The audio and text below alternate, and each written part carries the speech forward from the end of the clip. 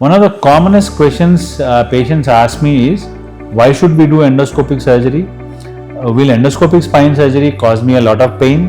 Or what is the damage done by endoscopic spine surgery as compared to an open surgery? So an analogy which I would like to give you is, in the olden days when wells were dug in the villages, open wells, to reach this amount of target, they would start from here and slowly dig in an angle so that they reach the target. As days went by, there was this tubular wells where they build walls around and it was a circular well. That is something like your microscopic surgery, where there is a hole. As much as the target is, the opening on the top will also be the same, and that from above that you put the microscope. Microscope doesn't go into the incision. You cut the skin, you push aside the muscle, you tear the muscle, you push it aside and reach the target and you operate.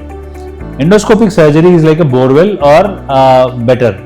Simple reason that you cut less than a centimeter, and then the only thing you cut is the skin. Then the muscle, we go through the layers in the muscle. We don't cut the muscle or erase the muscle.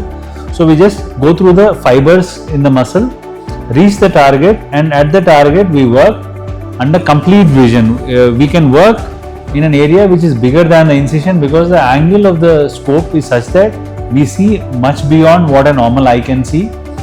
Under extremely good lighting, under a 4K camera or a HD camera, so the vision is spectacularly clear, much more clearer than a microscope, and definitely more clearer than a open surgery. So we do our work, we come out.